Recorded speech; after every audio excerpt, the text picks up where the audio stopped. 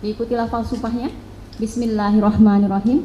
Bismillahirrahmanirrahim. Demi Allah bahwa saya sebagai ahli akan memberikan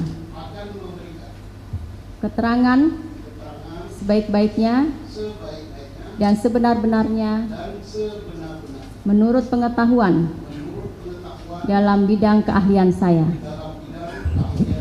Silahkan duduk.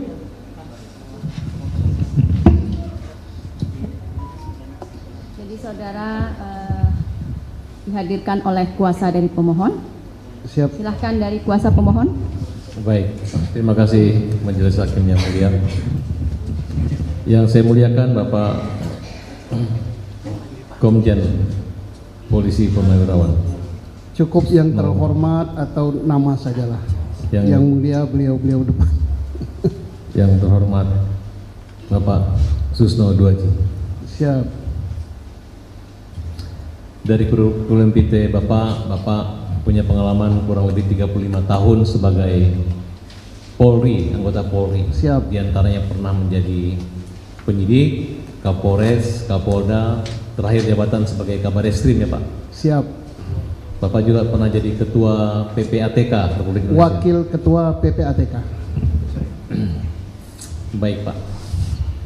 Sepak terjang Bapak dalam keilmuan pengalaman sebagai pembicara di televisi membuat kami tim pengacara dan Sakatata dan keluarga merasa mendapat perlindungan dan kenyamanan karena komentar-komentar pendapat-pendapat ilmiah dan idealis Bapak, termasuk ketika Bapak yakin sekali Peggy akan bebas.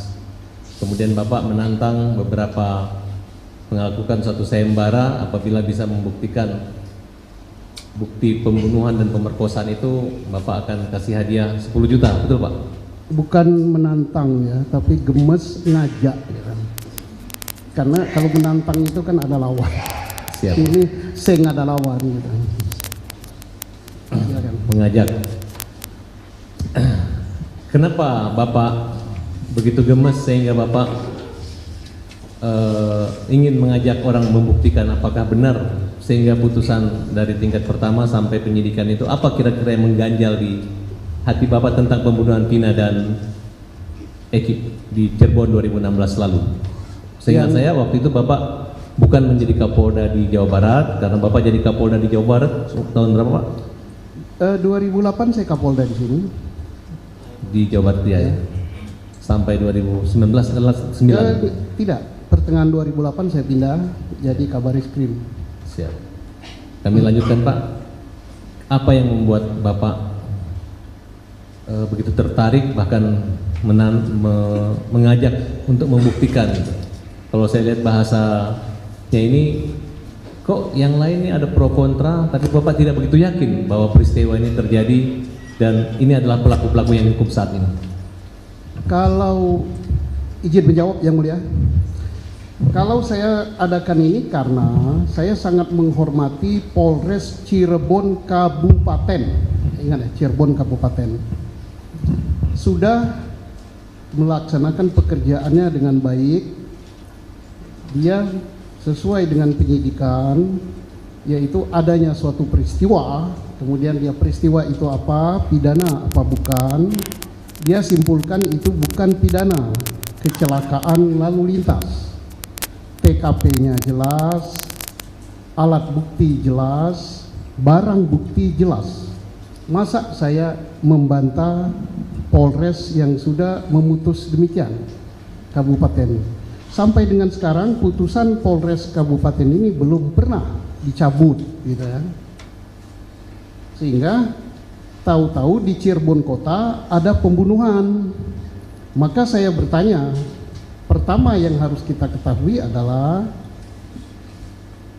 sebelum bertanya ada peristiwanya apa tidak, saya tanya lucus delicti dan tempus delictinya.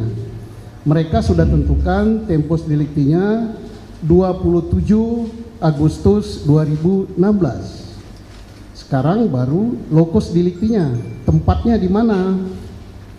Kalau tempatnya di jembatan flyover, setahu saya karena saya Kapolda Jawa Barat itu masuk yurisdiksi Polres Cirebon Kabupaten, dan itu sudah diproses. Mereka tentukan kecelakaan lalu lintas dan tidak berat-berat amat gitu untuk menentukan peristiwa itu kecelakaan lalu lintas. Untuk lalu lintas level polsek saja bisa, apalagi lalu lintas level polres. Itu udah benar menurut saya. Dan saya melihat foto-foto yang ada, kemudian saya melihat dan membaca berkas yang ada untuk pembunuhan di Cirebon yang sudah mempunyai kekuatan hukum tetap. Saya tidak melihat itu ada peristiwanya di Cirebon kota. Kalau di Cirebon Kabupaten ada gitu. Nah, makanya saya ajak, daripada kita ribut-ribut di televisi, di apa-apa, mari buktikan bahwa itu adalah pembunuhan dan terjadi di yurisdiksi Cirebon kota. Saya beri hadiah 10 juta tunai dari uang hasil saya jual kopi ditambah uang pensiun halal itu. Ya. Baik, artinya Bapak sangat menguasai situasi materi daripada peninjauan kembali yang kami ajukan hari ini. Walaupun pertanyaan ini pertanyaan pembuka, tapi Bapak sudah memberi satu pencerahan yang luar biasa buat kami. Pada tanggal 27 itu terjadi satu peristiwa yang dimana ada 3 lokus deliktinya di 3 tempat. Yang menjadi pertanyaan kami adalah 3 tempat di mana sebelum diajutin? Kabupaten apa kota? pertama, kecelakaannya itu di kabupaten pada tanggal 27. Tapi pada tanggal 31, saya ulangi dulu, tanggal 29 Rudiana turun ke Polsek. Rudiana ini adalah ayah dari korban Eki. Kemudian alasannya melihat motor tidak rusak. Nah, sehingga dia melakukan satu penyisiran secara pribadi tanpa ada surat perintah penyelidikan. Kemudian bertemulah dengan Ayep dan Dede di lokasi sekitar jembatan flyover Talun. Kemudian Dede diinterogasi, ditanya, katanya melihat sekelompok anak muda yang pada malam itu berkumpul. Yang kami ketahui bahwa latar belakang daripada Dede itu ada rasa sakit hati. Ya, Dede Ayep rasa sakit hati karena pernah dikeroyok karena ada masalah skandal wanita. Kemudian Rudiana memberi telepon, apabila mereka kumpul lagi silakan hubungin kami. Setelah mereka ada kumpul, Rudiana bersama dengan 3 orang temannya menangkapi mereka tanpa ada surat perintah penyelidikan. Kemudian melakukan integrasi dan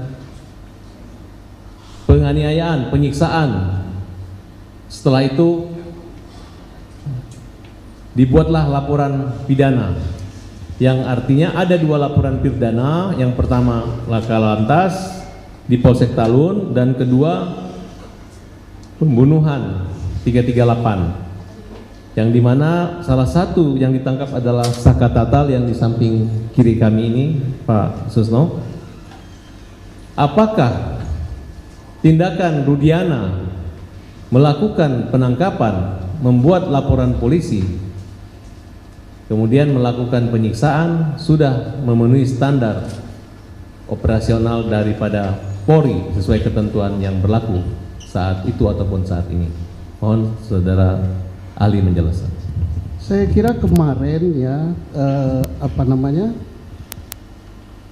penasihat hukum sudah ada putusan dari Pengadilan Negeri Bandung ya, untuk perbuatan upaya paksa, penangkapan, penahanan, penyitaan, dan ditambah lagi kita berpegang pada hukum acara kita.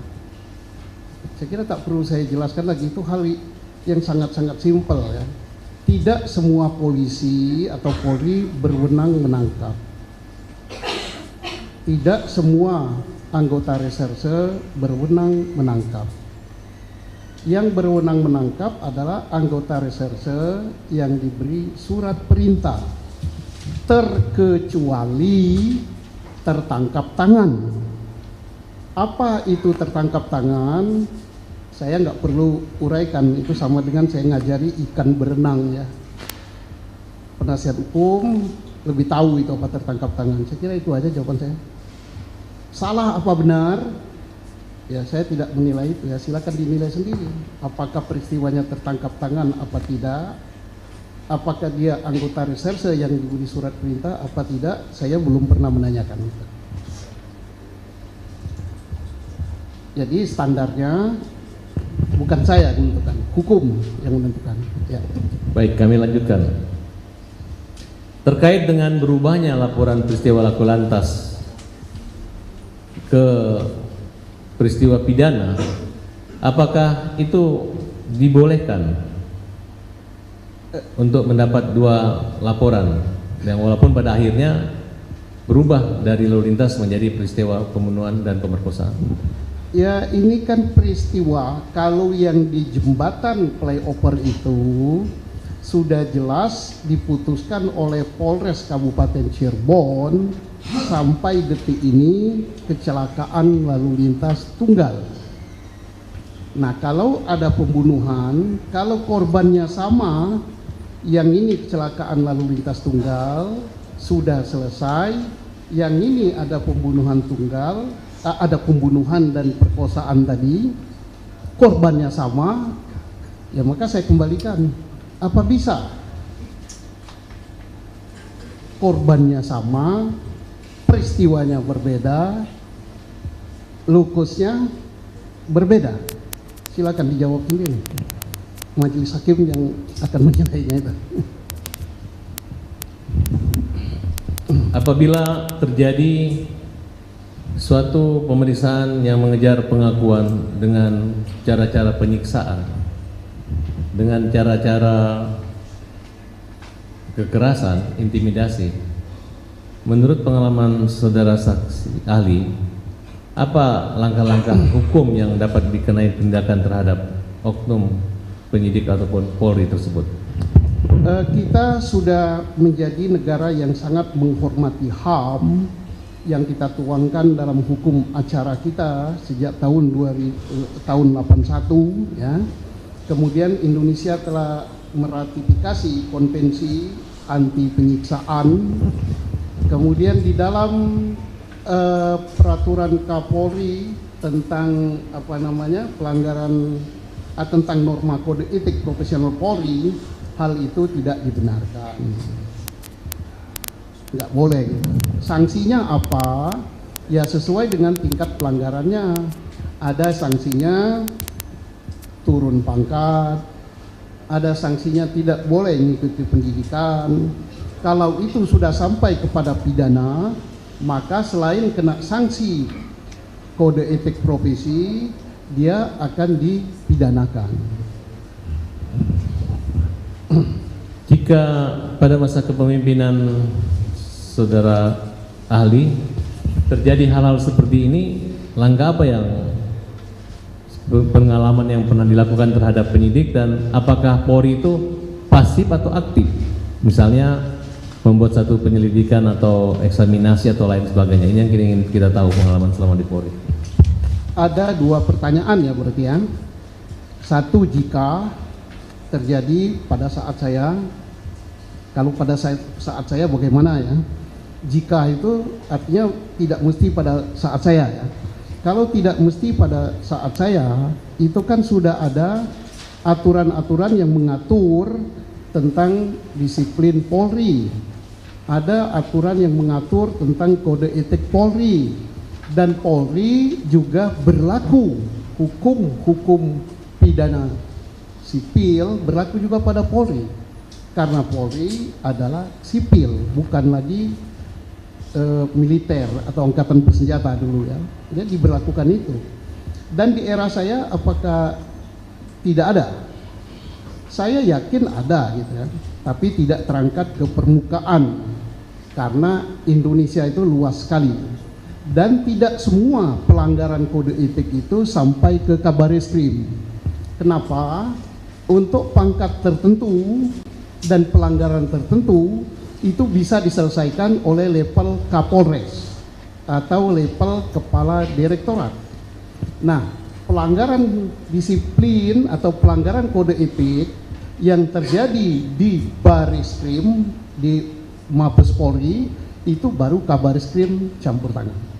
Saya tidak berani mengatakan bahwa se-Indonesia nggak ada, tidak berani. Sifatnya kasuistis gitu Pak. Kasus per kasus atau secara general atau per tingkat, per level ya maksudnya. Iya, itulah cara menyelesaikan pelanggaran kode etik. Ya, kalau misalnya terjadi di Polres dan pelanggarannya tidak terlalu berat, kan ada pelanggaran kode etik biasa, sedang, berat, mana yang harus sampai pemecatan. Kalau sampai pemecatan maka itu sampai ke Kapolri. Baik, kalau seandainya kasus ini terjadi di zaman Bapak, ada 2 kasus. Kami dari pihak pemohon peninjauan kembali ingin minta dihadirkan saksi polisi yang mengolah TKP. Prosedurnya gimana? Mintanya ke atasannya dan apa dampak buat atasannya yang tidak mendukung atau menghadirkan atau hadir di pengadilan untuk menyerahkan bukti awal yang memang hanya dimiliki oleh polisi. Jadi berapa? 3 pertanyaan itu ya.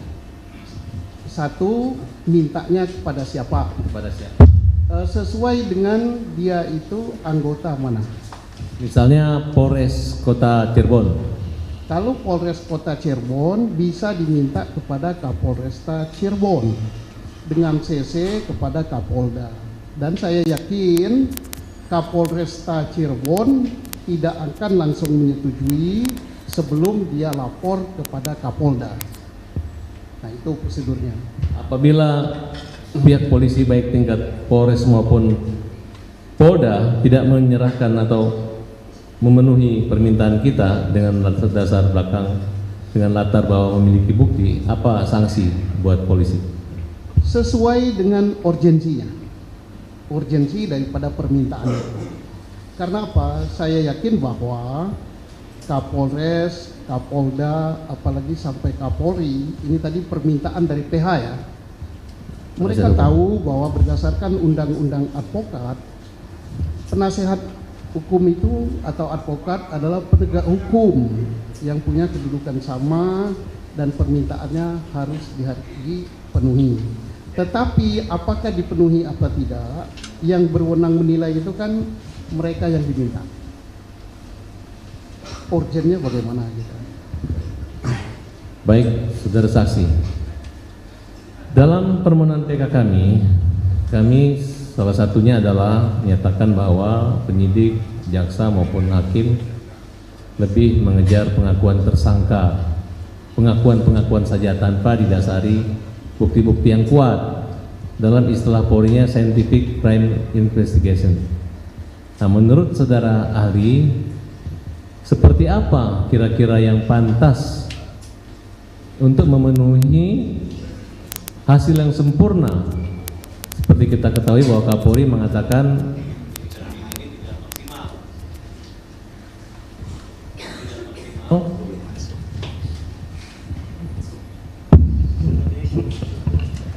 kira-kira pengalaman saudara ahli seperti apa yang pantas dan apa-apa aja termasuk langkah alat bukti apa aja yang harus sempurna agar tidak ada lagi keraguan masyarakat terhadap kasus ini. Baik, saya tidak akan menjawab spesifik perkara ini ya, karena saya menjawab general. Pertama, alat bukti itu tetap berpegang pada 184 KUHP. Itulah standar alat bukti kita. Dan 184 itu antara satu sama lain harus bersesuaian. Kemudian tadi terkait mengejar keterangan ya. Pertama, keterangan saksi itu tidaklah berdiri sendiri.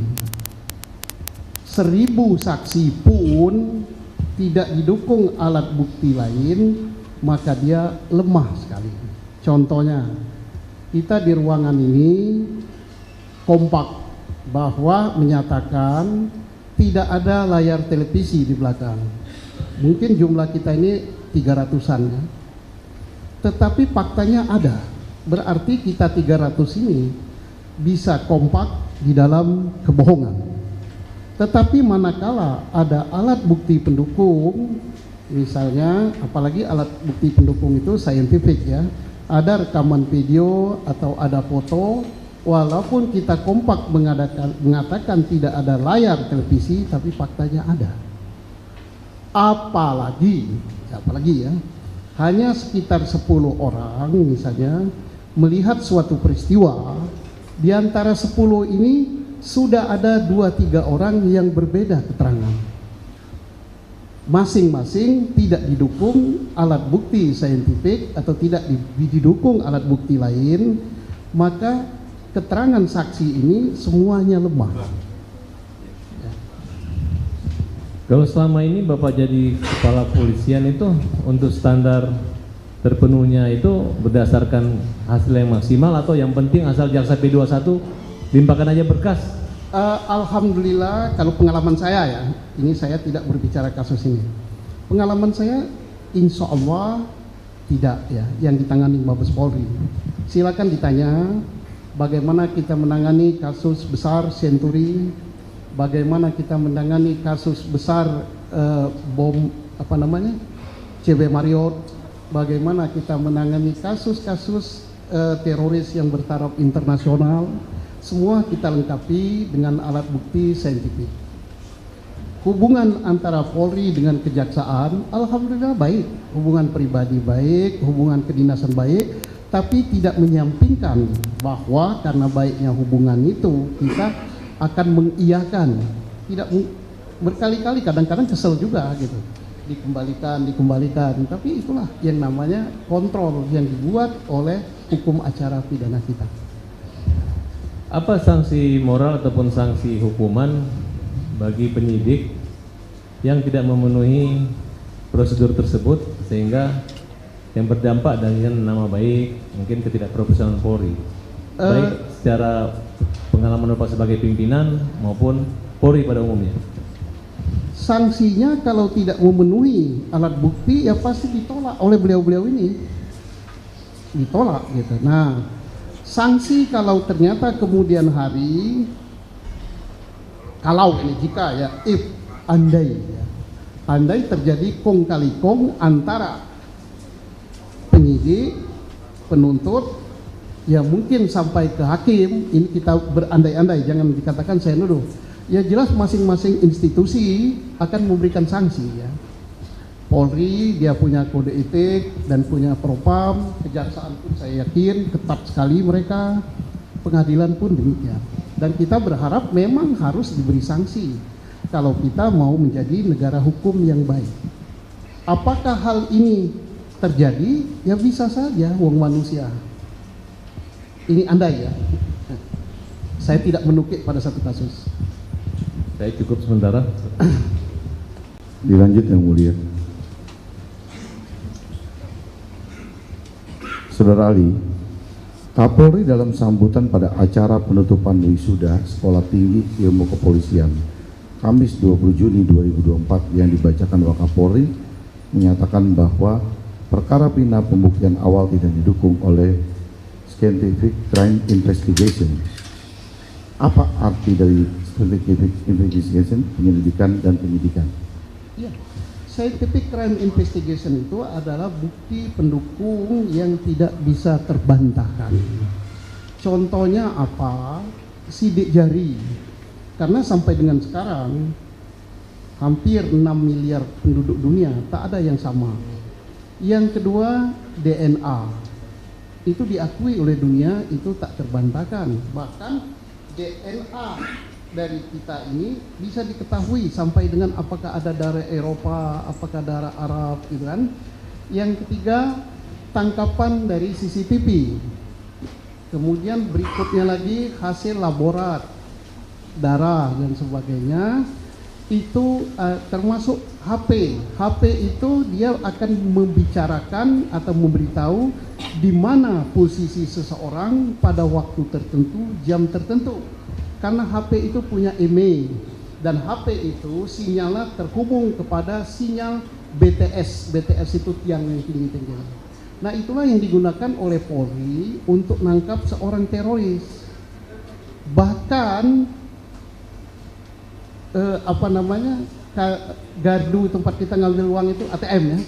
ATM itu bisa digunakan saintifik. Tertangkapnya teroris besar zaman saya Bareskrim dulu karena dia sering menarik duit di ATM tertentu dan kita pantau dari rekeningnya bahwa rekening itu ditarik biasanya di ATM nomor sekian. Kita cocokkan dengan layar itu kan ada CCTV-nya. Oh, itu yang narik. Nah, jadi teknologi-teknologi inilah yang berbicara, termasuk kimia forensik, fisika forensik, itu sulit terbantahkan. Maka di Amerika atau negara-negara maju, yang pertama itu dicantumkan bukan keterangan saksi, tapi physical evidence. Ya, jadi itulah yang harus ditemui. Nah, terkait dengan pernyataan Kapolri, Kapolri adalah seorang pimpinan Polri. Dia berbicara berarti dia mewakili lembaga itu. Kapolri pertama jelas tidak sembarang bicara. Nah, persoalan berikut, apakah pembicaraan Kapolri itu karena tertuju kepada kasus Pina? Saya tidak menilai, tetapi silakan dari penasihat hukum, silakan Pak Jaksa, silakan hakim menilai berkasnya. Karena saya yakin kita hadir di ruangan ini tidak ada satupun yang punya niat untuk menghukum orang yang tidak bersalah. Benar kan? Termasuk penonton di situ. Tidak ada satupun kita di sini yang berniat untuk membebaskan orang yang bersalah. Sama saja niat kita, tapi mungkin sudut pandangnya yang berbeda. Ya, silakan dinilai berkas itu. Apakah di berkas satu, ada 3 berkas ya kalau saya, apakah ada bukti saintifik itu? Apakah ada sidik jarinya? Apakah ada tangkapan CCTV? Apakah ada DNA? Apakah ada hasil laborat? Izin untuk stop yang mulia. Apa saya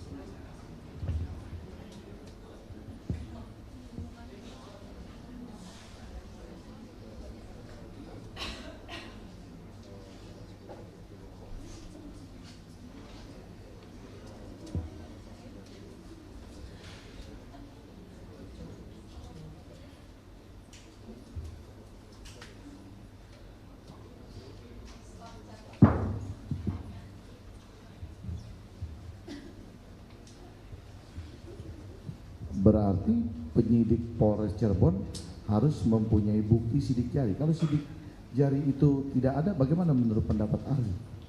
Tidak harus sidik jari ya. Tangkapan video juga bukti saintifik. Tidak ada itu bisa juga DNA. Karena kalau tidak salah di sini ada pasal tentang apa namanya perbuatan terhadap anak ya. Nah di situ ditemukan sperma misalnya. Dari situ kan bisa dicek sperma itu apakah sperma satu orang, apakah sperma 13 orang ya, tersangka 13 laki-laki ada berapa di situ? 13 tersangka tambah 1 korban 14 ya. Apakah sperma itu sperma 14 orang? Nah, jadi artinya bisa dilihat dari situ juga. Tidak dari situ bisa juga dilihat dari HP. Tidak dari HP bisa dari foto. Foto itu belum tentu dari HP dia kan. Bisa juga dilihat dari video. Video belum tentu dari HP. Nah, dari sana sudah hal-hal itu adalah saintifik. Bisa juga dilihat dari kimia forensik atau fisika forensik. Kalau peluru kita menggunakan fisika forensik. Baletnya itu dilihat ulirnya berasal dari senjata yang mana. Nah, jadi banyak sekali sebenarnya forensik-forensik yang bisa untuk membuktikan suatu peristiwa. Nah, pertanyaan tadi menohok langsung pada kasus ini. Saya tidak akan menilai, tapi silakan dicek sendiri apakah di dalam berkas itu ada yang terkait dengan forensik-forensik tadi. Ahli, kasus ini kan kasus pembunuhan berencana yang mengakibatkan adanya 7 terpidana seumur hidup. Apa urgensinya penyidik dari pagi-pagi hari atas Dede dan Aib telah dilakukan BAP sumpah? Apa menurut pendapat? Baik. Sehingga nggak datang ke pengadilan begitu. Baik, saya tidak akan langsung menohok kepada kasus ini ya. Kalau kasus ini saya nanti tidak netral ya. Jadi setiap kasus apa pentingnya tadi terkait dengan masalah forensik tadi? Ya karena apa hasil kerja Polri itu tidak ubahnya hasil kerja juru masak. Yang akan mencicipinya setelah dites di dalam oleh mungkin direktur oleh siapa, tapi beliau-beliau ini yang akan bermain di pengadilan nanti beliau-beliau ini. Jadi untuk meyakinkan jaksa penuntut maka harus dilengkapi itu. Yang menyatakan harus itu adalah kami di dalam keluarga penyidik itu, supaya berkas itu tidak bolak-balik langsung gitu bisa diterima. Kalaupun di istilah kami di P19 kan itu tidak terlalu sering gitu. Untuk menambah keyakinannya. Apa saja kegiatan dan temuan yang harusnya penyelidik dan penyidik dapat untuk merumuskan terjadinya tindak pidana pembunuhan, sementara pada peristiwa yang diduga pembunuhan tidak ada saksi mata? Jadi begini, pelajaran paling mendasar bagi seorang anggota reserse itu, baik bintara reserse, perwira pertama, pamen sampai dengan senior reserse, adalah definisi daripada penyelidikan. Baru definisi penyidikan. Penyidikan itu apa sih? Upaya yang dilakukan oleh penyidik untuk apa? Membuat terang suatu peristiwa. Ini basic sekali. Peristiwanya apa? Kalau peristiwa ini adalah terjadinya ditemukan 1 orang meninggal ya. Yang meninggal 1 ya. Di jembatan flyover. Misal ya. 1-nya masih hidup. Oke, saya tidak langsung ke kasus ini saja. Jadi peristiwanya dulu, ada nggak peristiwanya? Setelah ada peristiwanya, baru dengan alat bukti yang ada ditentukan peristiwa itu pidana apa bukan. Di mana mencari alat bukti? Kami diajari yang namanya triangle evidence, yaitu di TKP. Di situ ada korban, di situ ada saksi, di situ ada barang bukti yang lain ya, seperti misalnya apa? Ada senjata, ada sepeda motor, ada helm dan sebagainya, ada HP. Nah, itulah yang nantinya akan berbicara membuktikan bahwa ini pidana. Kalau pidana, pidananya apa? Jadi tidak bisa langsung ditentukan ada peristiwa, misalnya peristiwanya ada penganiayaan atau ada penusukan, baru dicari TKP-nya, baru dicari alat buktinya. Itu tidak bisa. Kita akan kesulitan sendiri nantinya. Ya. Baik, terima kasih. Ahli, kita lanjutkan. Langkah awal apa yang harus dilakukan oleh penyidik reskrim berkaitan dengan diketemukannya korban tindak pidana pembunuhan di lokasi korban pembunuhan tersebut diketemukan?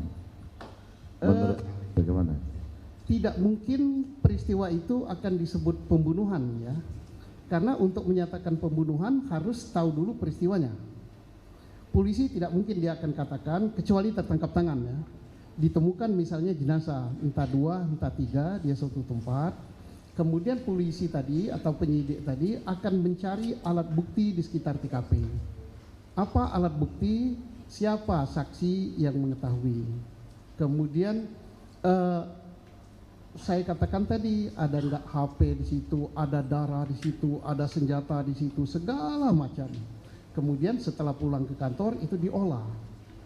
CCTV memberikan tangkapan layar apa.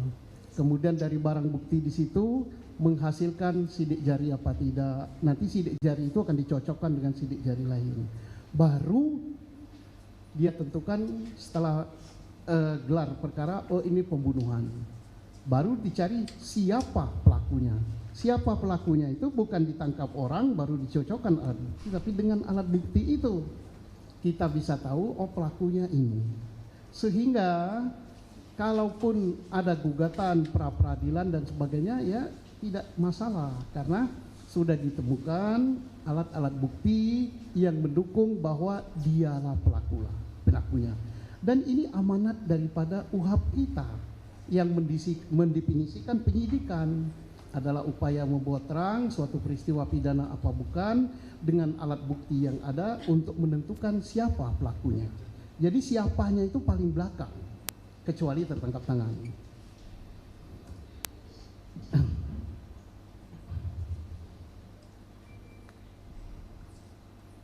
Bagaimana menurut ahli jika sebelumnya atas korban tersebut telah disimpulkan bukan korban dari adanya tindak pidana pembunuhan, melainkan karena kecelakaan lalu lintas, apakah perlakuan tindakan dari penyidik itu sama? Lah, suatu peristiwa dikatakan kecelakaan lalu lintas tentunya tidak begitu saja, ya. Harus ada alat-alat bukti. Alat buktinya apa? Ya bisa korbannya bisa korban luka ringan, bisa luka berat, bisa juga sampai korban meninggal. Kemudian di lokasi itu tentunya harus ada kendaraan atau bekas kendaraan, atau kalau sampai meninggal mungkin ada darah dan sebagainya. Nah, dengan itulah alat-alat bukti yang ada bahwa ini adalah kecelakaan. Dan yang mendefinisikan kecelakaan atau bukan adalah ahlinya. Siapa ahlinya? Ya, yang paling tahu di polisi itu, yang paling berpengalaman adalah personil lalu lintas. Kemudian lalu lintas tentunya tidak bekerja dengan sendirinya. Dia meminta pisem. Kemudian dia bisa juga meminta yang namanya fisika evidence gitu, dengan atau metallurgy evidence. Misalnya sepeda motor tergores sekian banyak dan sebagainya gitu. Nah, ini dia bisa menentukan, oh ini kecelakaan lalu lintas. Oh ini bukan pembunuhan dan sebagainya. Jadi itu harus dilakukan.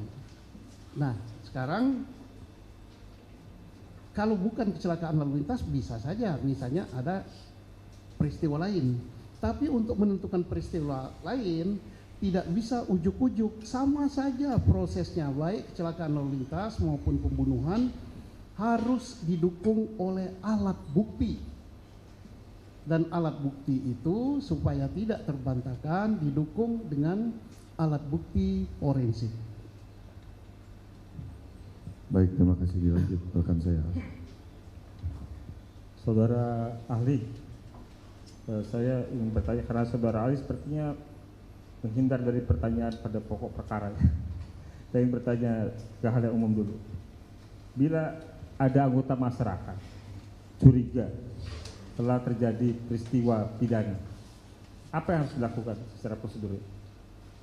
Mohon diulangi, anggota masyarakat. Bila anggota masyarakat curiga telah terjadi peristiwa pidana, apa yang harus dilakukan? Ya, atas informasi yang diterima itu, Polri selaku penyidik menerima informasi itu, kemudian dia punya tolak ukur. Ya. Tolak ukurnya adalah alat bukti. Apakah peristiwa itu betul pidana, apakah betul itu pembunuhan. Mau 1000 orang yang berkata itu pembunuhan, kalau bukan dia yang berwenang, yaitu informasi. Nah, informasi itu harus dibuktikan dengan alat bukti. Ya, Kalau tidak ada alat buktinya, ya Polri tidak boleh terbawa oleh informasi-informasi. ya, Saudara Ali belum sampai sana, saudara. Gimana? Tapi belum sampai sana, belum sejauh itu. Ya. Jadi pertanyaan saya, ini masyarakat ada mencurigai terjadi peristiwa pidana, dia harus melakukan apa? Lapor ke polisi, ya Pak? Begitu Pak Ali? Jadi hukum di negara kita ini tidak berdasarkan kecurigaan ya, tapi Ya. berdasarkan pembuktian, standar pembuktiannya jelas. SOP bekerja pun sudah diatur di dalam guidance box kita, yaitu hukum acara. Silakan siapa yang merasa gitu lapor. Ya, lapor polisi. Ya, Setelah dia lapor polisi ahli, apa langkah yang akan dilakukan oleh pihak kepolisian dari laporan tersebut? pertama menganalisa laporan itu memenuhi syarat apa tidak, unsurnya sudah lengkap untuk melakukan tindakannya apa? Tindakan penyelidikan.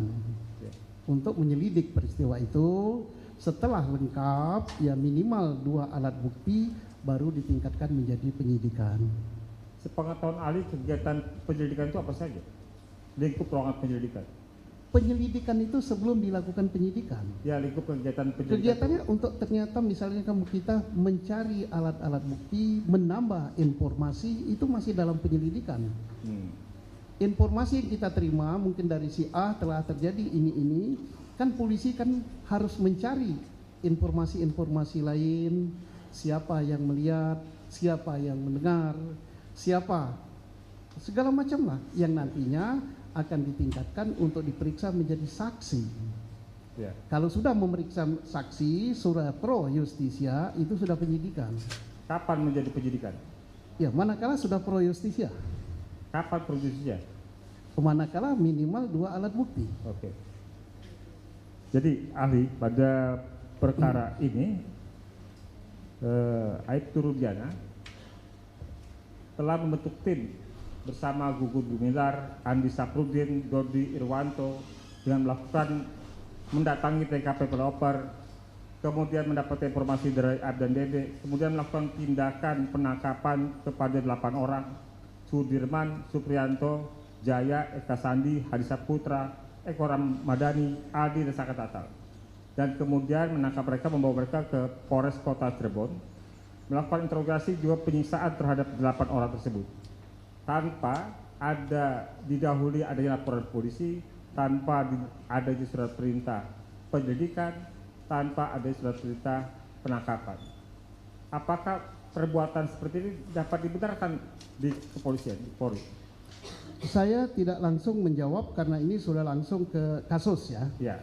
Tapi apa yang benar terjadi kalau seperti itu, silakan dilaporkan kepada Polri. Dalam hal ini, apakah ke Polda Jawa Barat, apakah langsung ke Mabes Polri, dan Mabes Polri harus bertindak atas laporan itu. Tapi secara general, ya, secara umum, bukan pada menohok pada kasus Cirebon, bukan pada kasus Rudiana, bahwa ada, tadi sudah saya jelaskan kalau nggak salah dari awal tadi, tertangkap tangan dengan tidak tertangkap tangan. Kalau tertangkap tangan itu siapapun boleh menangkap, diserahkan kepada yang berwenang. Kalau tidak tertangkap tangan, ada aturannya sudah saya jelaskan tadi. Ya. Kan ahli 35 tahun ya menjadi penyidik. Pertanyaan kami, apakah hal seperti itu dibenarkan selama ahli menjabat dengan jabatan terakhir Kabar Reskrim?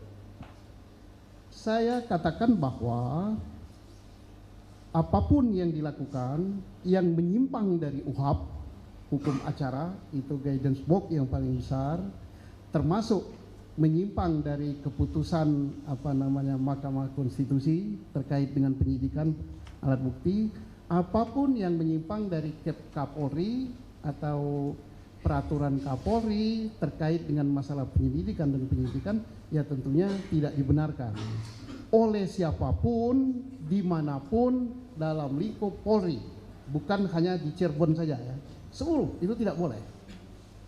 Nah mungkin kalau bagaimana terjadi di Cirebon, ya saya sudah katakan seluruh Indonesia tidak boleh seperti itu.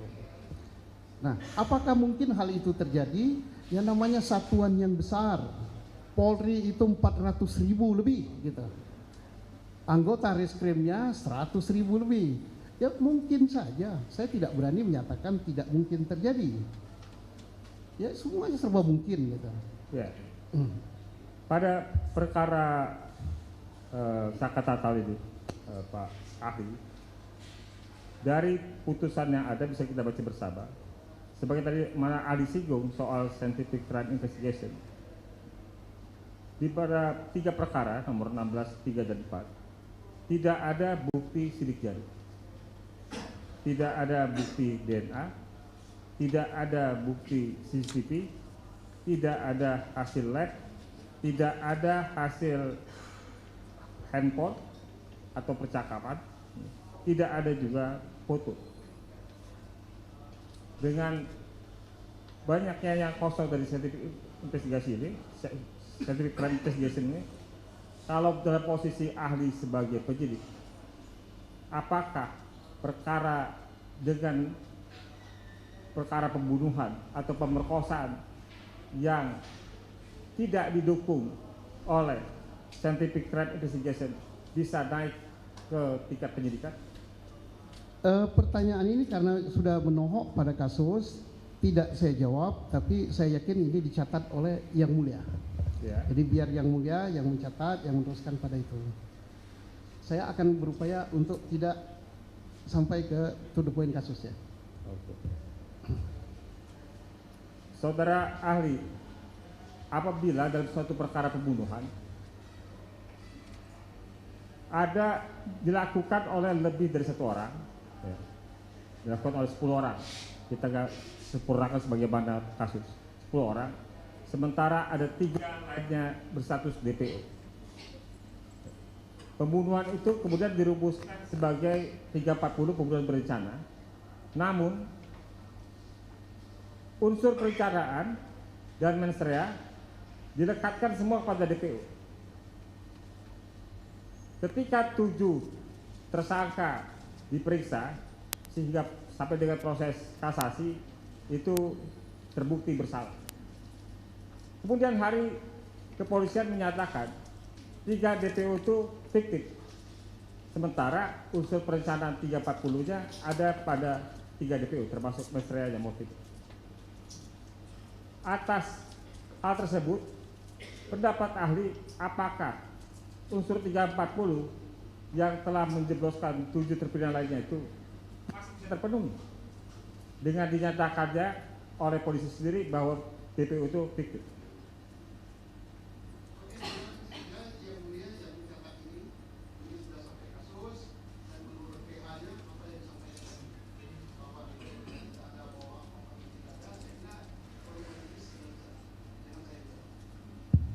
Kan tidak langsung kepada kasus ya, ahli. Tidak disebut, nggak ada disebut. Tidak ada, saya tidak menyebut nama tadi. Contoh kasus, jadi Ya, begini. saya tidak menyebut nama. Saya lebih general lagi ya. Pembunuhan itu kalau pembunuhan berencana kan ada peran masing-masing ya.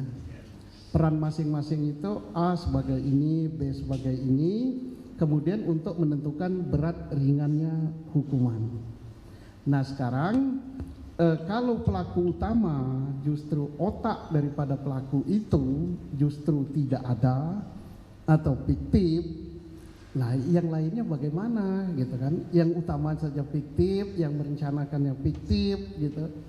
Ya ini pelaku lainnya yang fiktif juga gitu. Tapi bukan kasus ini ya.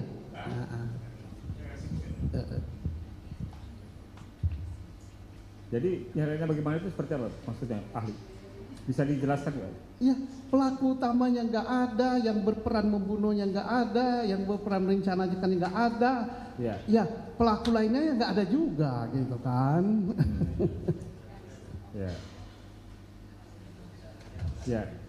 Saya tambahkan lagi. Apabila di suatu kasus itu yang sudah dinyatakan terbukti dengan keterangan saksi-saksi sudah dihadirkan dalam persidangan yang memberatkan para tersangka sehingga mereka menjadi terpidana.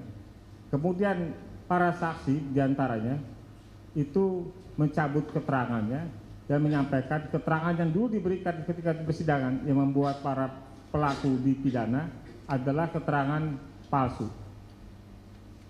Apakah dengan hal ini peristiwa yang dinyatakan sebagai peristiwa pidana itu masih dapat dipertanggungjawabkan atau mempunyai nilai akuntabilitas di konteks penyelidikan dan termasuk proses peradilan?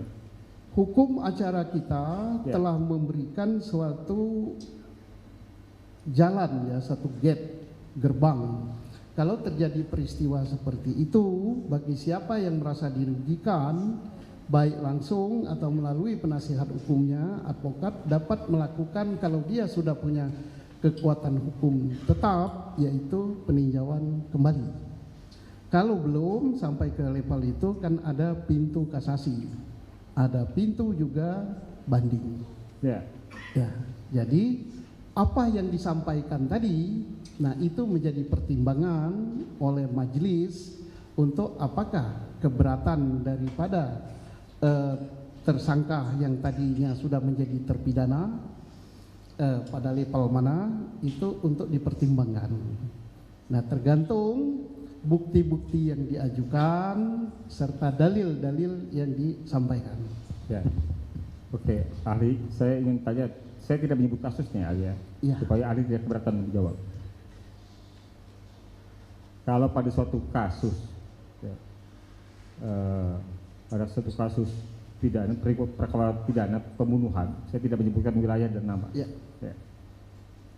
Termasuk juga di dalamnya ada pemerkosaan, tetapi tidak didukung oleh bukti saintifik berupa sidik jari, berupa hasil lab, berupa DNA, berupa CCTV, ya, berupa hasil percakapan di handphone, dan tidak ada juga bukti foto kamera.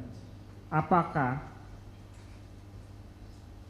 perkara seperti itu bisa atau layak atau memenuhi syarat untuk kemudian dinyatakan lengkap P21? Kita nilai alat bukti yang lain kan, urutannya 184 itu paling atas keterangan saksi. Ya. Apakah keterangan saksi itu simetris, sama semua? Ya. Berarti dia tidak cacat. Setelah tidak cacat, apakah keterangan saksi ini didukung atau bersesuaian dengan alat bukti yang lain? Ya. Kalau tidak bersesuaian dengan alat bukti lain, apalagi satu sama lain sudah saling bertentangan, maka keterangan saksi itu lemah sekali. Ya. Oke, masih ada pintu berikut, yaitu keterangan ahli. Ya. Nah, keterangan ahli ini terkait dengan keahlian apa dia? Misalnya, dia ahli di bidang fisika forensik yang akan melihat bulat itu alur senjata. Dia menyatakan bahwa peluru ini berasal dari senjata ini. Maka itu bisa dengan keterangan ahli. Keterangan ahli tidak dicukup dengan itu, dengan dia ngomong saja, tapi harus didukung dengan keterangan yang lain, dengan surat. Apakah keterangan yang lain lagi dengan keterangan terdakwa? Tapi kalau keterangan terdakwa sudah tidak ada atau dia tidak mengakui, keterangan ahli tidak ada, surat tidak ada, yang ada hanya keterangan saksi. Keterangan saksi pun sudah tidak simetris, tidak didukung alat bukti yang lain, yaitu lemah namanya. Artinya tidak layak untuk jadi dinyatakan P21 lengkap? Layak apa tidaknya yang menilai beliau-beliau ini. Oh. Karena yang akan bermain di lapangan beliau yang akan menghadapi yang mulia. Beliau yakin apa tidak gitu. Terima kasih, ahli. Tambahan sedikit ahli. Sebagai mantan Kabar Reskrim, di situ kan ada berbagai unit, ada unit ini, direktorat ini dan sebagainya.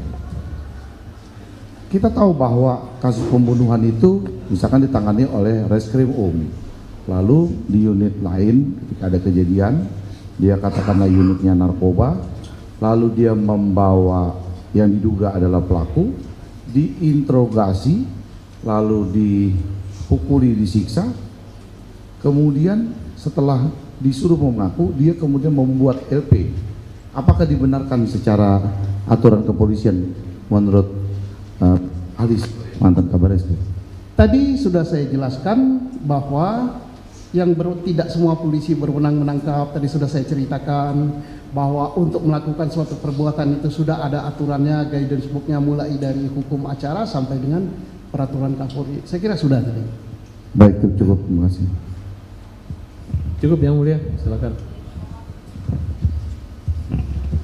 Yang Mulia, selamat siang Pak. Selamat siang. Sore, terima kasih sudah hadir. Saya akan bertanya Pak terkait penyidikan ya Pak ya. Yang ingin saya tanyakan, yang menjadi penyidik ketika menerima pelaporan ya Pak ya, laporan dari masyarakat, Ya. yang menjadi acuan menerima laporan itu apakah boleh semua warga masyarakat ya, tanpa melihat apakah misalnya seperti saya misalnya sebagai jaksa, kemudian saya mengetahui ada suatu tindak pidana, saya melaporkan kepada polisi, tidak Pak ya? Nah, apakah diperbolehkan? Semua orang boleh melapor ya. Kalau mengadu tidak semua orang, karena delik aduan kan ada aturannya. Baik. Tapi kalau melapor itu siapapun Boleh melapor ya Pak ya? Iya. Baik. Kemudian ketika kita melakukan pelaporan, kita melaporkan suatu peristiwa kepada polisian, gitu kan? Apa saja persyaratan yang harus kita bawa?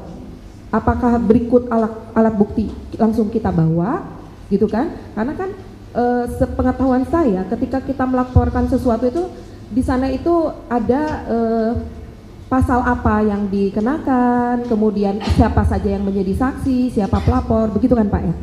Nah, persyaratan apa Pak yang harus dibawa untuk melengkapi pelaporan dari kami, misalnya pelaporan dari masyarakat misalnya? sesuai dengan kapasitas masyarakat.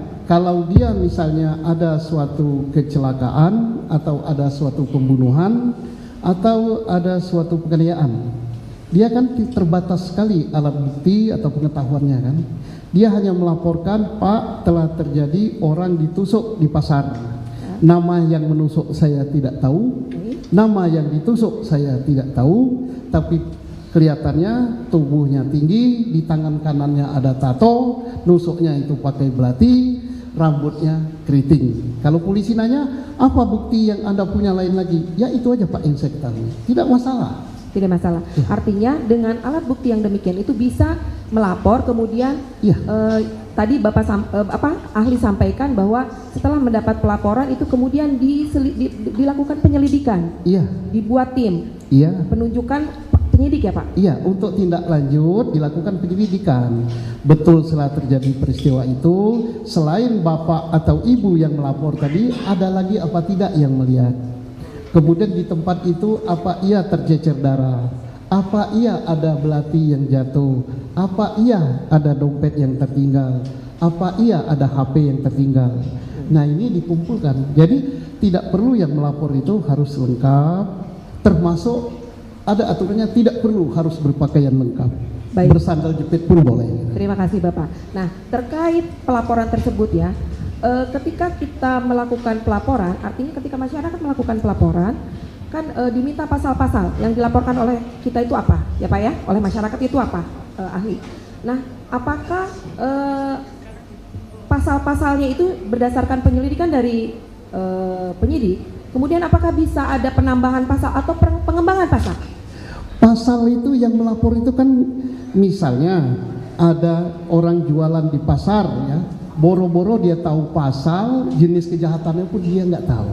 Baik. Jadi pasal itu tidak dimasukkan seketika itu. Baik. Yang penting dia melihat ada orang apa namanya tadi nempeleng orang atau ada orang nusuk orang. Apakah itu penganiayaan, apakah itu pembunuhan atau percobaan pembunuhan, ya hasil pengembangan dari polisi. Setelah itu pun masih bisa berkembang kan. Polisi kan koordinasi sama yang akan bermain di pengadilan dengan jaksa penuntut yang sudah ditunjuk. Benar nggak kami sudah menentukan pasal ini dengan ini, kan masih bisa berkembang.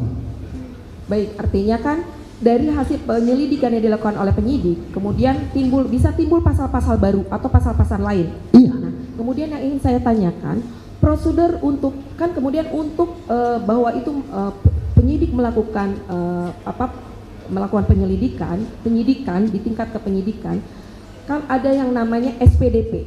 Iya. Kemudian selanjutnya dikirim kepada kami. Iya. Nah, yang saya ingin ketahui Pak, untuk menuju kepada SPDP yang dikirim kepada kejaksaan, nah prosedural untuk maju ke sana itu apakah dilalui gelar perkara?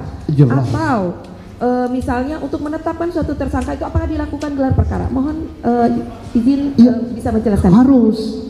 Karena penyidik ini kan pikiran satu orang. Kalau penyidik langsung melaporkan itu nanti kepala unitnya, kasatnya nggak kerja dia.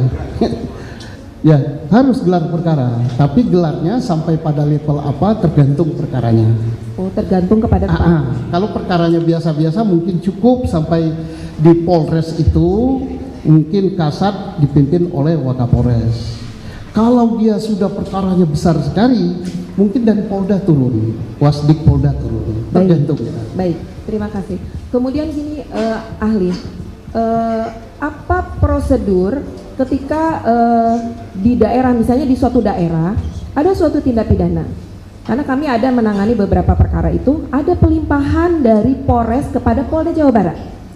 Nah, apa prosedur pelimpahan dari Polres kepada Polda Jawa Barat? Nah, apa yang menjadi tolak ukurnya? Kemudian apa yang menjadi persyaratannya? Terus mengapa harus ditarik oleh Polda Jawa Barat? Apakah ada kriteria tertentu? Mohon dijelaskan. Oke, jadi peralihan perkara ya yang mengenai. Baik, ya. Bisa dari Polres dialihkan ke Polda, bisa juga dari Polda diturunkan ke Polres, serba mungkin itu. Nah, pertama tergantung perkaranya. Maksud tergantung perkaranya, kalau perkara itu misalnya di suatu kabupaten atau di satu kota tidak terlalu besar, itu akan menimbulkan kegaduhan, itu bisa saja Polda menariknya. Atau satuan setempat, Polresnya bisa melimpahkan ke Polda dengan berbagai alasan. Nanti pelimpahannya pengadilan yang menyidangkan tergantung lokus delikti daripada perkara itu. Baik, kalaupun misalnya Pak, apakah ada perkara dari daerah ditarik ke Polda Jawa Barat terkait kompetensi wilayah mengadili? Karena Polda Jawa Barat menangani perkara Provinsi Jawa Barat. Iya. Artinya seperti itu ya Pak. Iya. Nah, apakah untuk penanganan perkara yang satu tempus dan lokusnya ada di beberapa tempat, kemudian ditarik ke Polda Jawa Barat, apakah itu banyak Pak ditangani sepanjang Bapak? Ada beberapa. Tahun. Misalnya yang menyangkut wilayah antara Jogja dengan Semarang. Di Klaten itu dekat sekali dengan Jogja, dekat sekali dengan Jawa Tengah. Bisa itu ditarik ke markas besar, satuan lebih tingginya. Atau antara dua Polres yang berdekatan ditarik ke Polda, bisa. Tetapi penyelesaian kasus itu kemana tergantung TKP-nya. Diserahkan artinya ke kejaksaan mana, dari kejaksaan itu tentunya menyerahkan ke pengadilan mana. Pengadilannya adalah sesuai dengan lokus delikti daripada perkara itu. Artinya beberapa wilayah kabupaten juga, kalau tempus lokusnya di beberapa wilayah kabupaten, artinya bisa ditarik ke Polda Jawa Barat. Baik. Nah, kemudian yang ingin saya tanyakan lagi terkait perkara laka lantas Pak, izin. Sepengetahuan saksi, ketika menangani mohon maaf, sepengetahuan ahli terkait perkara laka lantas, apabila terjadi suatu perkara laka lantas yang pertama kali dilakukan oleh tim dari polisi laka lantas, itu apa Pak? Apakah memfoto lokasi, kemudian memfoto korban, atau seperti apa Pak? Mohon izin penjelasannya. Pertama yang harus dilakukan, jiwa manusia itu nomor satu. Kalau masih ada yang hidup, itu harus segera dilarikan ke rumah sakit. Itu. Baru nanti diselidiki peristiwanya, apakah kecelakaan, apakah pembunuhan. Ya, tapi kalau tertangkap tangan lakanya, bertabrakan gini, ya itu baru nanti dicari. Lanjut. Tabrakan ini disengaja untuk bunuh atau tidak sengaja? Atau tidak sengaja kan karena lalainya. Itu nanti ya. Baik, terima kasih. Kemudian ada satu lagi Pak terkait penetapan DPO ya Pak ya. Di penyidik Pak, sesuai SOP atau proseduralnya yang ingin saya ketahui, untuk penetapan DPO itu apakah ada kriteria tertentu atau DPO itu persyaratannya apa saja untuk bahwa penyidik itu menetapkan DPO atau menetapkan DPB gitu kan? Apa ada persyaratan khusus yang ahli ketahui terkait hal itu? Pertama, orang itu sulit dicari gitu ya, karena misalnya yang seringan-ringannya saya tidak langsung di kasus ini ya, bukan pembunuhan di Jawa Barat ini, kan dipanggil dulu. Begitu dipanggil sekian kali nggak ada, didatangi, dijemput pun orangnya hilang, baru di DPO kan. DPO pun formulirnya sudah jelas, nama, alias, tempat tanggal lahir, kemudian kalau di Indonesia agama dicantumkan, nama orang tua, pekerjaan, ciri-ciri fisik, misalnya mata sipit seperti saya gitu, ditulis juga gitu kan. Kemudian kebiasaan dia misal apa, terus alamatnya di mana, rumus sidik jari dan foto. Itu DPO yang lengkap, nanti disebarkan ke seluruh Indonesia. Kalau dia dicurigai akan ke luar negeri, dikirim ke Interpol. Nah, yang ingin saya tanyakan, kebanyakan berkas dari teman-teman penyidik, banyak DPO itu yang tidak ada foto. Nah itu. Nah, apakah makanya tadi saya kembali bertanya kepada ahli, sepanjang ini apakah ada SOP-nya untuk menentukan DPO itu harus berikut dengan sidik jari dan foto? Apakah ada yang aturannya di Polri? Aturannya itu harus selengkap mungkin, tapi jangan sampai karena kekurangan kelengkapan DPO-nya tidak ada. Misalnya alamatnya jelas, kan untuk cari fotonya kan gampang zaman sekarang, dibuka di internet. Tidak ada di internet, dia kan pernah sekolah apa tidak? Di sekolahnya, kemudian dia datangi ke rumahnya, ada fotonya enggak sama Pak Lurah atau Pak Kades. Kalau tidak juga dia pernah minta SIM apa tidak. Di situ kan ada rumus sidik jari, ada apa. Tapi yang namanya polisi ya sama saja lah, saya kira semua instansi, karena capek apa-apa ya, ambil gampangnya pokoknya DPO. Nah itu sebenarnya nggak boleh, tapi tidak ada yang mereka yang sempurna kerjaan, itu nggak boleh sebenarnya. Harusnya selengkap-lengkapnya ya Pak ya. Nah terkait DPO ini Pak, ada satu pertanyaan saya lagi. Harusnya tidak harus mutlak ya. Oh tidak harus mutlak, tetapi diupayakan untuk selengkap mungkin. Selengkap mungkin. Yaitu kenapa harus selengkap mungkin? Supaya tidak terjadi, saya boleh kalau contohkan, tidak terjadi seperti di Jawa Barat gitu. Tidak terjadinya apanya? Sebenarnya kalau DPO-nya lengkap, tinggal cocokkan. Namamu siapa cocok tidak, fotomu cocok tidak, alamatnya cocok tidak, sidik jari cocok tidak. Ya saya tidak menyebut ini karena ini kan sudah di putusan pra peradilan ya, terlepas dari apapun itu sudah putusan. Supaya tidak terulang lagi gitu. Iya, artinya kan boleh selengkap mungkin, tetapi memang kan Pak, penyidik kadang-kadang kesulitan yaitu terkait orang DPO-nya tidak ada, dia tidak memasang foto dan sidik jari, mungkin itu.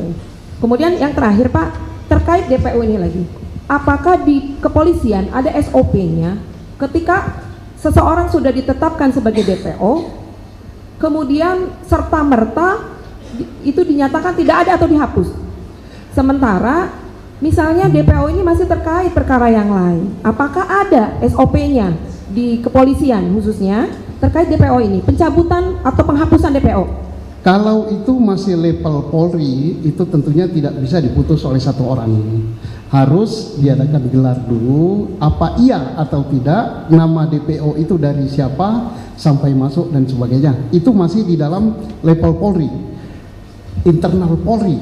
Tetapi kalau ini sudah sampai ke putusan pengadilan, ya tidak bisa. Karena putusan pengadilan itu kuat sekali gitu.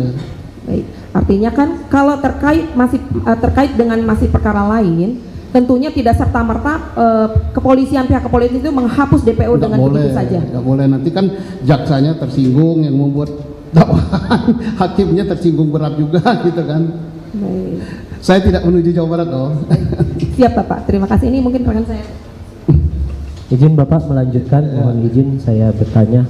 Ini untuk mencari kebenaran Pak, bukan pembenaran. Iya. Saya ingin bertanya terkait tadi Bapak penjelasan tentang scientific crime investigation Pak. Jadi saya ingin bertanya terkait dengan kegiatan autopsi dan hasil visum et repertum. Apakah menurut Bapak autopsi dan visum et repertum itu merupakan suatu bentuk scientific crime investigation? Itu yang pertama. Dan yang kedua, apakah sepengalaman Bapak sebagai penyelidik dan penyidik, hasil visum et repertum itu bisa dikaitkan kepada penyebab kematian seseorang apabila mungkin dikaitkan dengan bukti-bukti lainnya seperti itu? Oke, dua pertanyaan. Apakah visum et repertum itu termasuk scientific? Iya. Karena itu dibuat dengan ilmu pengetahuan. Persoalannya, apakah visum et repertum itu bersesuaian atau tidak dengan alat bukti yang lain? Kalau dia tidak bersesuaian, dia tidak bisa berdiri sendiri. Ya. Sudah, Pak? Tadi satu lagi tapi kedua pertanyaan. Nah, tadi saya tanyakan apakah kemudian sepengalaman Bapak hasil visum et repertum itu sering digunakan penyidik untuk menentukan suatu tindak pidana ataupun penyebab kematian seseorang? Dua pertanyaan ya. Dari yang belakang dulu, apakah penyebab kematian? Tergantung bunyi visum itu. Kalau bunyi visum itu sudah langsung dia menyebut kematian disebabkan karena paru-parunya terendam air, ya berarti penyidik tidak boleh lagi dia membuat tafsiran lain. Tapi kalau misalnya penyebab kematiannya adalah karena trauma benda tumpul, nah itu kan masih ada banyak cabangnya. Apakah benda tumpul itu kepalanya atau kakinya yang mendatangi, benda tumpulnya diam, atau badannya yang diam tapi benda tumpul yang datang gitu. Berarti ada suatu kekuatan yang melakukan benda tumpul itu. Berarti kemudian hasil visum itu dikaitkan dengan keterangan atau alat bukti lainnya, Iya. ya Pak? Iya. Kemudian, oh baik Pak. Nah kemudian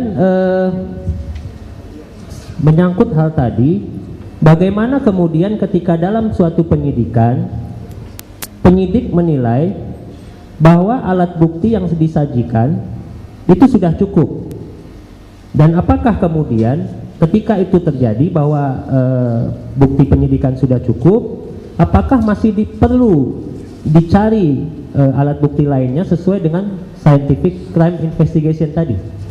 Penyidik tidak boleh mengatakan alat bukti sudah cukup ya. Yang bisa menentukan sudah cukup dan itu sudah memenuhi untuk pembuktian di pengadilan adalah jaksa penuntut umum. Tidak bisa penyidik. Maka jaksa penuntut umum bisa mengembalikan berkas itu untuk dilengkapi.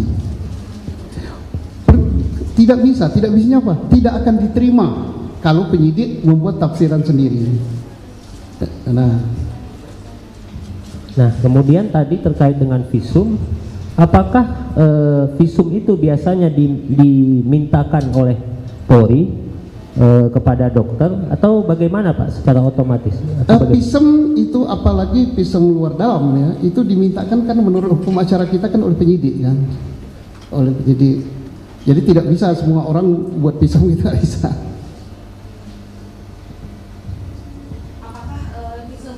Apakah visum itu penyidik dilengkapi, biasanya dilengkapi dengan, jadi kan untuk menerangkan hasil visum kan kita penuntut umum kan tidak bisa tidak bisa membaca hasil visum sendiri ya Pak ya. Apakah biasanya dari ahli ya ahli selama ini gitu, apakah visum itu selalu diimbangi dengan keterangan dokter yang melakukan visum atau yang melakukan pemeriksaan di situ?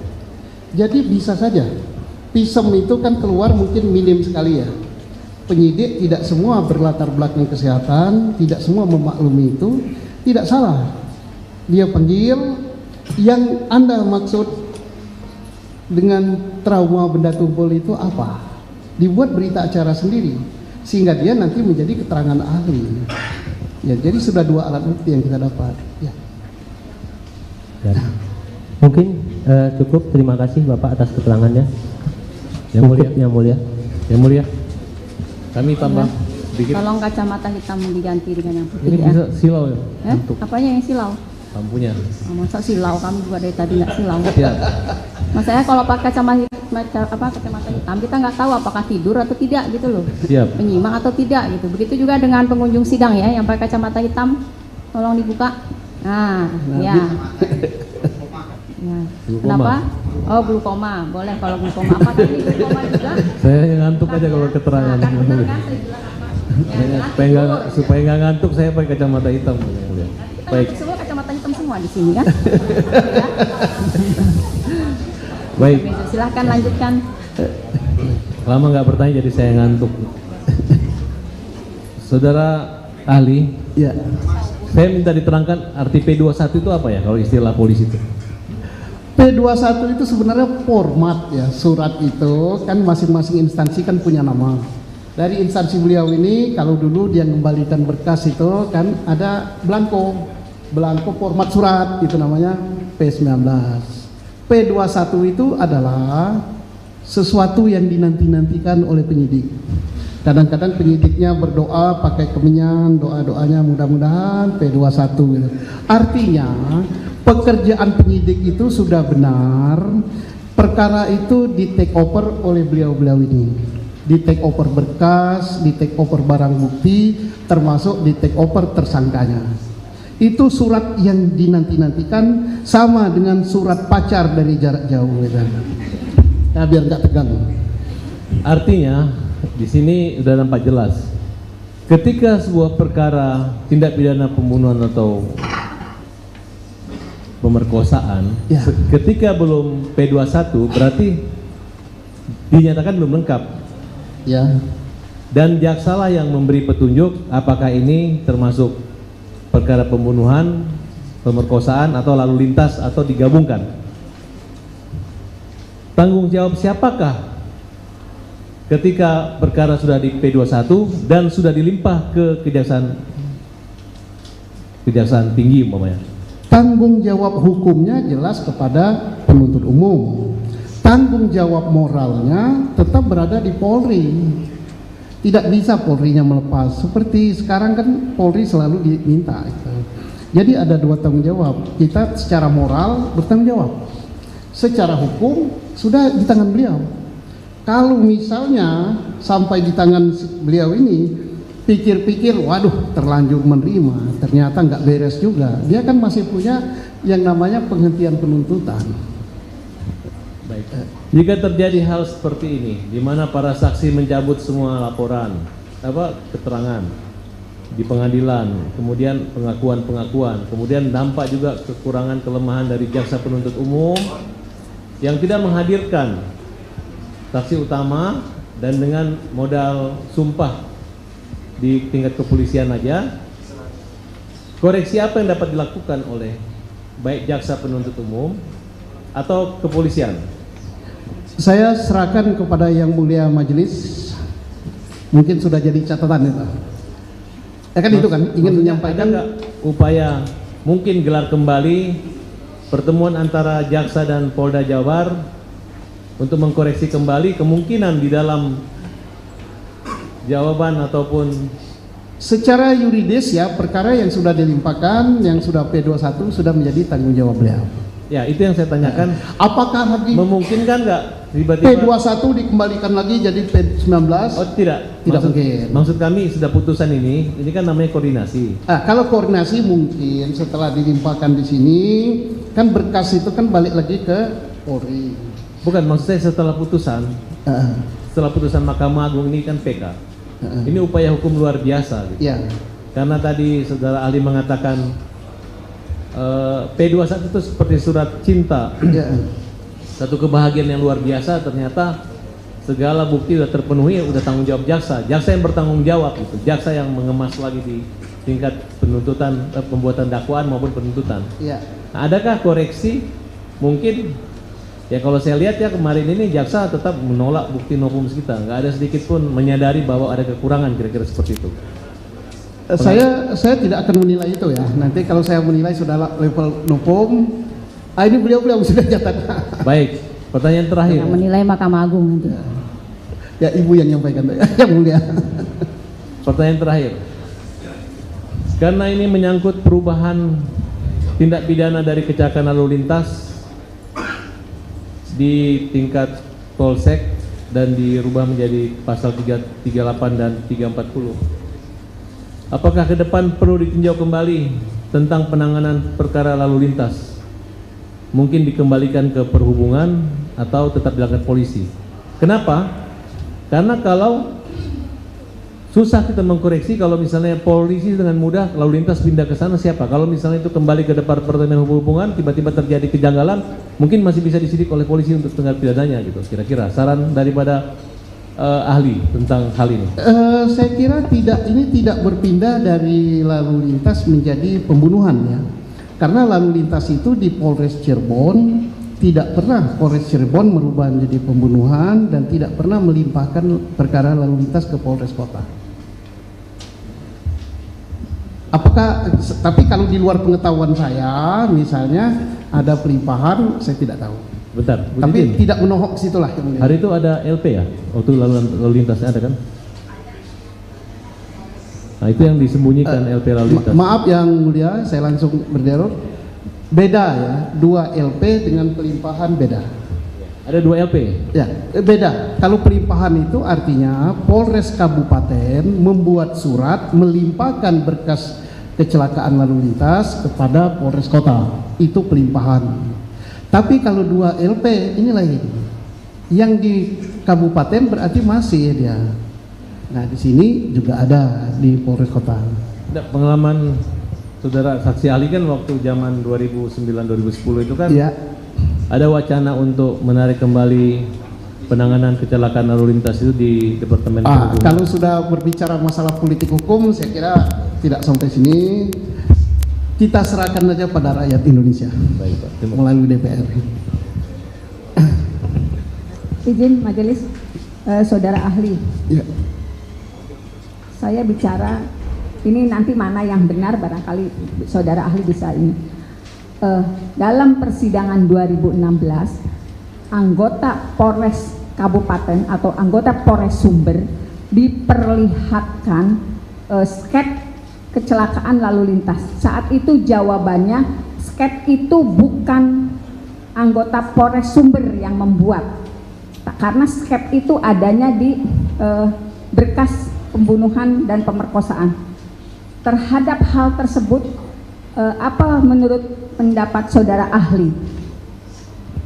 Oke, saya tidak langsung menyuruti kepada kasus Cirebon flyover. Kalau ada berkas yang diduga dan itu diakui bukan dari suatu Polres masuk ke berkas Polres lain dan dia nyatakan itu bukan, berarti itu ada penyelundupan berkas ya. Berarti tegasnya Polres Kabupaten sebetulnya memiliki sket kecelakaan itu sendiri dan bukan sket yang tertuang di sini, karena diakui di 2016 sket itu bukan yang dia buat. Begitukah saudara ahli? Jangan ke kasusnya ya. Mungkin yang mulia sudah dengar.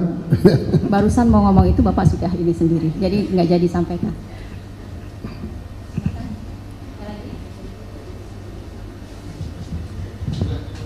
Cukup yang mulia. Dari kuasa pemohon sudah cukup, dari termohon juga sudah cukup ya. Terima kasih untuk keterangannya sore hari ini.